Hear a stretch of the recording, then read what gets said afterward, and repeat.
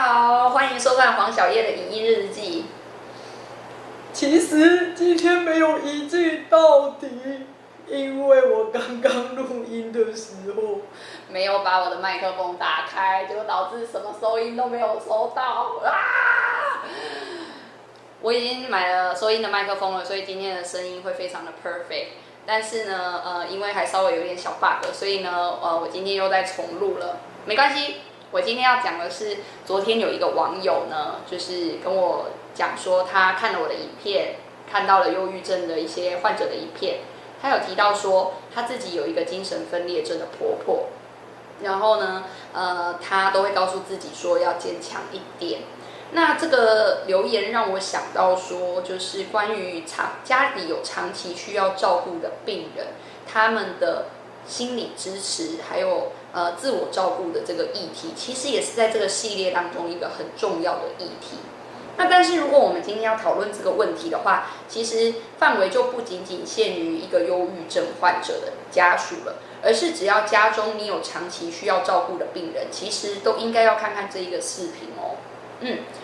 我之前好像没有提过说我是有社工师执照的。那虽然说之前我从来没有在社福机构服务的，我之前都是在军队当中服务。不过我今天呢，会以一个社会工作者的一个角色来跟大家谈谈说，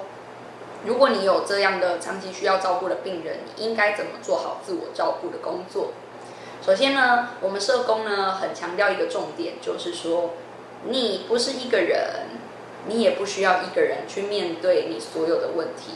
我们社工其实就是转介你需要的资源给你。所以说，你要记住，当你遇到一个你自己没有办法负担的问题的时候，要找人来帮助你。那我觉得病友支持、病友家属的支持团体，其实是一个病友家属一个很重要的一个资源。当你可以遇到其他有类似的情况的家属，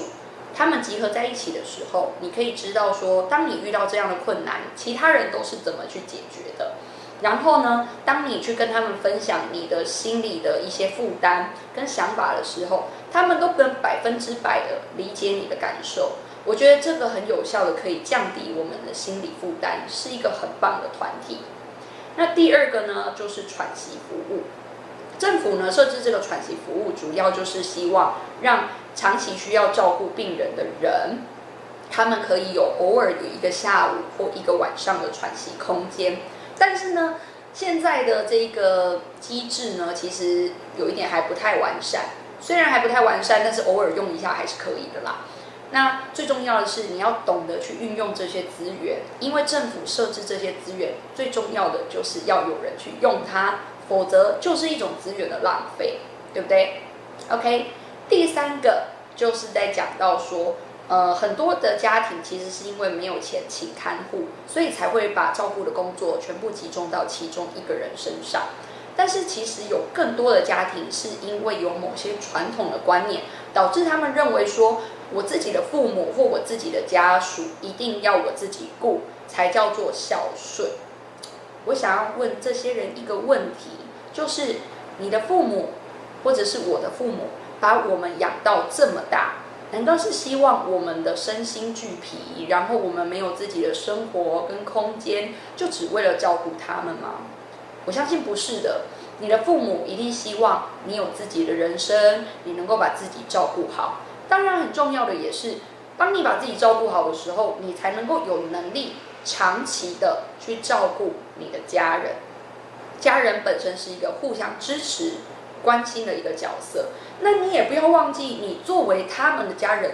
你也需要被支持、被关心。一个再坚强的人，不管你认为再坚强，